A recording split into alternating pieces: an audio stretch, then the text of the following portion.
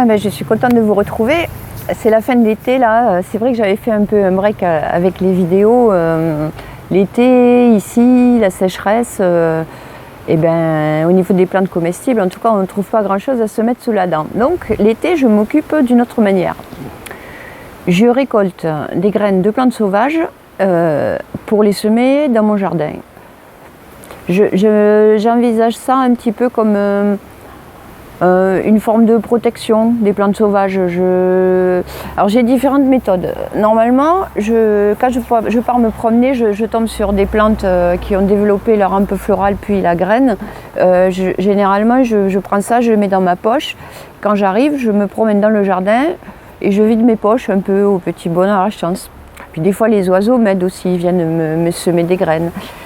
Mais cette année, j'ai fait autrement, c'est-à-dire j'ai récolté dans des petits sachets ce que j'avais sous la main et j'ai mis dans une boîte. Donc aujourd'hui, je vais faire l'inventaire de ma boîte.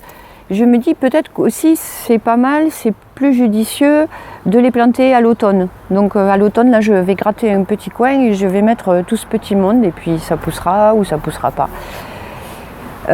Qu'est-ce que j'ai récolté en fait? Pas seulement les comestibles. Je me suis laissée aller à mes coups de cœur. Il y a des plantes que j'aime contempler en fait dans la nature, même si je sais qu'elles ne vont pas spécialement m'être utiles. Mais bon, ça me fait plaisir. Donc, tiens, pour commencer, ça, voilà, j'ai récolté sur les grandes hampes de la Molène en fait, qu'on appelle aussi le cierge de Notre-Dame. Voilà, hop, en fait c'est plein de graines, plein de graines. J'en ai pas pris beaucoup, parce que quand même je veux pas porter atteinte à la nature non plus.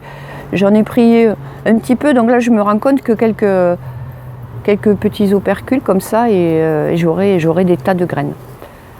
Donc la Molène, en photo, le cierge Notre-Dame, parce que vous pourrez constater que ça ressemble vraiment à un cierge, et je crois même qu'il y avait une tradition certainement pour une fête de la Vierge où les gens enflammaient ces grandes hampes florales sèches.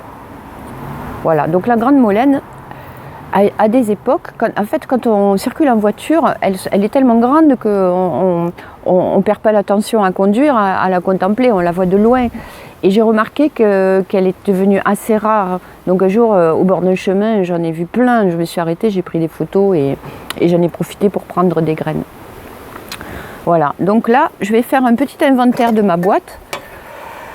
En général, je prends ce que j'ai dans mon sac à main ou alors dans la voiture. Et puis quand j'arrive, je les range. Donc là, j'ai récolté des graines de rue. J'aime beaucoup cette plante. Je sais qu'elle est... Bon, plein de gens ne l'apprécient pas parce qu'elle peut devenir... certaines personnes font des allergies. Elle peut provoquer de l'urticaire, mais bon, j'aime beaucoup la rue, avec son odeur très particulière. Là-dedans... Ah oui, alors là, j'avais récolté du grand plantain. Normalement, ça fait une longue hampe florale comme ça avec plein de graines. Donc là, j'aurai plein de graines de grand plantain. Donc le grand plantain, pour ceux qui ne le connaissent pas, là, je mets la photo.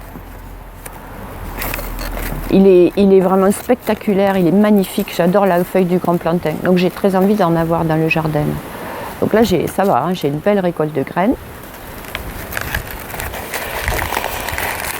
Et voilà, je me laisse porter dans mes balades. Ah, des fois, je fais du vrac aussi.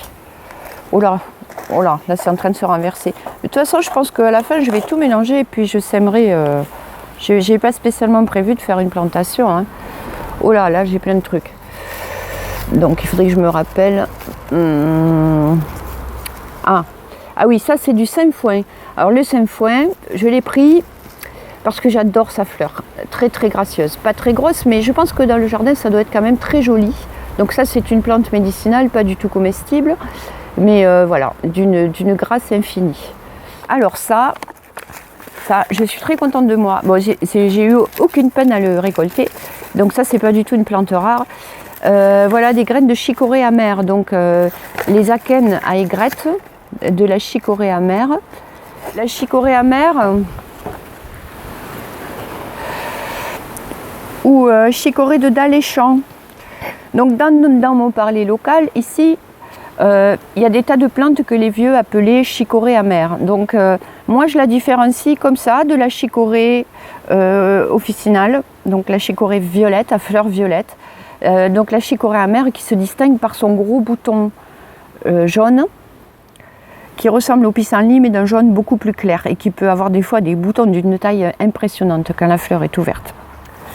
C'est vrai que j'ai déjà une flore sauvage spontanée dans mon jardin que je mange volontiers. Donc j'ai beaucoup de Saint-Joseph, du pissenlit, j'ai des herbes rousses, enfin j'ai pas mal d'espèces, mais j'avais pas de chicorée amère, alors qu'en fait c'est une plante très facile à implanter.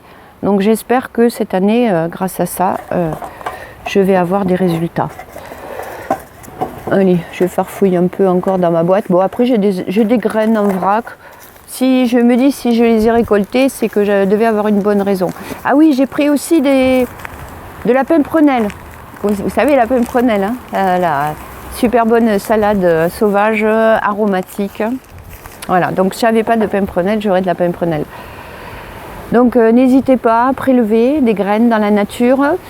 Bien sûr, faites attention à en prendre juste un tout petit peu, en se disant que de toute façon, toutes les graines qui sont dans la nature ne vont pas germer. Mais voilà, si pour peu qu'on ait un peu de place, un peu de terrain, un jour ça peut être utile. À bientôt.